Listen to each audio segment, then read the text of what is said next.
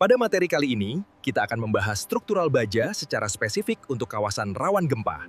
Selamat mengikuti, salam quality. Pernah kebayang nggak gimana kalau tanah di bawah gedung-gedung pencakar langit yang kita lihat setiap hari itu tiba-tiba berguncang hebat? Nasib ribuan orang di dalamnya loh, itu bergantung pada sesuatu yang sering kali nggak kelihatan, kekuatan sambungan bajanya. Dan ini bukan sembarang sambungan, tapi sambungan yang dibuat dengan mengikuti aturan paling ketat di dunia. Nah, inilah yang akan kita bahas, AWSD 1-8, kode pengelasan seismik. Ini bukan sekedar buku panduan, tapi cetak biru untuk bisa selamat dari gempa. Oke, kita mulai dari sini ya. Kode ini tuh ceritanya nggak dibikin di ruang rapat yang nyaman sambil minum kopi. Sama sekali bukan. Kode ini lahir dari puing-puing, benar-benar dari reruntuhan gempa Northridge tahun 1994.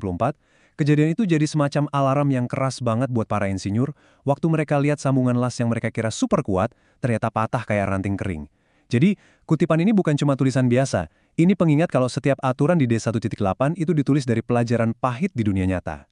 Jadi poin utamanya gini, D1.8 itu bukan cuma soal ngelihat ke belakang dan memperbaiki kesalahan, tapi justru buat mempersiapkan diri untuk masa depan.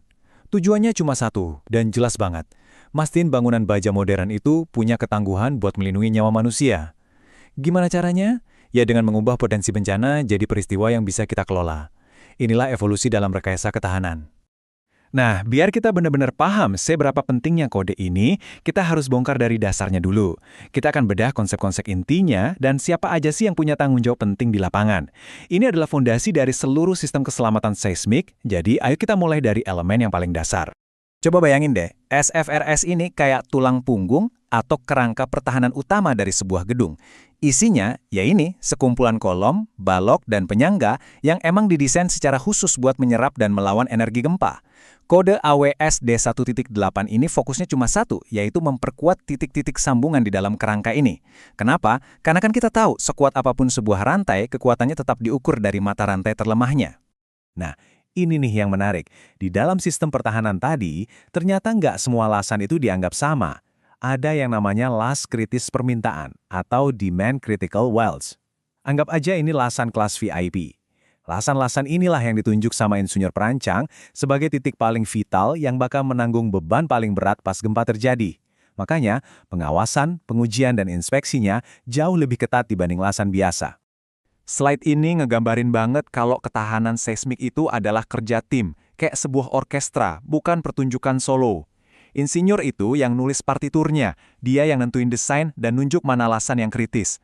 Terus, kontraktor itu jadi dirijennya di lapangan, yang mastiin setiap material dan juru lasnya main sesuai not balok. Nah, inspektor itu perannya kayak auditor, yang verifikasi kalau setiap kriteria penerimaan sudah terpenuhi. Setiap peran ini adalah mata rantai yang nggak bisa dipisahin dalam rantai ketahanan ini. Oke, sekarang kita masuk ke detail teknisnya dan lihat perkembangannya. Setelah desainnya oke, apa sih yang bikin lahasan seismik ini begitu istimewa dari sisi material dan pengerjaannya? Kita akan bahas aturan teknisnya, dan yang paling penting, kita soroti salah satu pembaruan paling krusial di edisi 2025 yang wajib diketahui semua orang di lapangan. Nah, buat para profesional yang ada di fase konstruksi, perubahan ini penting banget. Edisi 2025 ini bawa pembaruan spesifik soal material las untuk proses FCAW, salah satu proses pengelasan yang paling umum dipakai. Kalau sampai mengabaikan pembaruan ini, bukan cuma soal nggak patuh aturan ya, tapi risikonya bisa membahayakan kekuatan seluruh struktur bangunan. Ini dia nih, perubahan spesifiknya. Dulu, di edisi-edisi sebelumnya diizinkan pakai penanda D pada elektroda sebagai semacam jalan pintas buat buktiin kalau materialnya itu tangguh tanpa perlu pengujian tambahan. Tapi, di edisi 2025, opsi ini dihapus total. Kenapa? Karena spesifikasi induknya, yaitu AWSA 5.20, udah lebih dulu menghilangkannya di tahun 2021. Jadi intinya gini, kalau Anda masih mengandalkan penanda D, berarti pekerjaan Anda sudah tidak memenuhi standar lagi. Sesimpel itu. Oke, spesifikasi material dan prosedur di atas kertas itu penting banget. Tapi, gimana kita bisa yakin kualitasnya benar-benar terjaga di tengah kebisingan dan tekanan kerja di lokasi proyek? Nah, sekarang kita beralih dari buku aturan ke dunia nyata konstruksi. Kita akan lihat proses inspeksi dan pengujian yang memastikan teori itu jadi kenyataan yang kokoh di lapangan. Ini nih, pertanyaan kunci buat setiap manajer proyek dan tim inspeksi. Jawabannya ada di kombinasi dua hal. Inspeksi visual yang tajam, dan kualifikasi juru las yang melampaui standar biasa. Ayo kita bedah dulu lini pertahanan pertamanya, mata seorang inspektor. Nah, yang paling menarik dari slide ini adalah ketegasannya. Sebelum pakai alat canggih apapun, pertahanan utama kita itu ya inspeksi visual. Dan ini kriteria penerimaannya yang paling mutlak. Nol toleransi untuk retakan. Sekecil apapun retakannya, dimanapun lokasinya, hasilnya cuma satu, ditolak, titik. Ini nunjukin betapa seriusnya kode ini dalam mencegah cacat dari awal. Nah, ini tuh bukan sekedar tes sertifikasi biasa ya.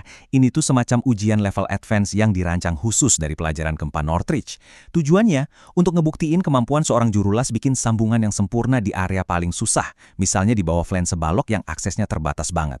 Kalau seorang jurulas lulus pengujian ini, itu bukti kalau dia punya keahlian yang dibutuhkan buat ngatasin tantangan terberat di sambungan paling kritis. Oke, kita udah bahas desain, material, pengelasan, dan inspeksi. Sekarang, ayo kita mundur sedikit dan coba satukan semua kepingan puzzle ini. Buat apa sih semua aturan yang rumit dan pengujian yang ketat ini? Semuanya itu bermuara pada satu tujuan akhir yang sangat mulia. Dan gambar ini dengan jelas ngegambarin gimana semuanya bekerja sama. Bayangin AWS D1.1 itu sebagai fondasinya, aturan umum untuk semua pengelasan struktur baja. Lalu AWS D1.8 itu adalah lapisan spesialis di atasnya, sebuah suplemen dengan syarat yang jauh lebih tinggi yang cuma berlaku untuk sistem penahan gaya seismik. Keduanya ini menciptakan sistem keamanan yang berlapis. Jadi, ini dia poin terpenting dari semuanya. Tujuan kode ini bukan untuk menciptakan gedung yang kaku dan anti pecah, karena itu mustahil. Tujuannya adalah menciptakan bangunan yang ulet atau ductile. Artinya, bangunan itu dirancang untuk bisa membengkok, meregang, dan berubah bentuk secara terkendali saat diguncang gempa. Gerakan inilah yang menyerap energi gempa yang dahsyat, mencegah keruntuhan total, dan pada akhirnya memberi waktu bagi orang-orang di dalamnya untuk menyelamatkan diri. Kita tutup pembahasan ini dengan sebuah renungan. Kode seperti AWS D1.8 ini bukanlah kitab suci yang statis, yang nggak bisa diubah. Sebaliknya, ini adalah dokumen yang hidup. Dia terus belajar dan berevolusi dari setiap penelitian baru, dan sayangnya dari setiap bencana di masa depan. Pertanyaan yang tersisa sekarang bukanlah jika gempa besar berikutnya akan terjadi, tetapi pelajaran baru apa yang akan dia ajarkan kepada kita untuk membuat generasi bangunan selanjutnya jadi jauh lebih aman? Jangan lupa untuk subscribe, like, dan share channel ini. Nyalakan juga lonceng notifikasi agar tidak ketinggalan update video inspeksi selanjutnya.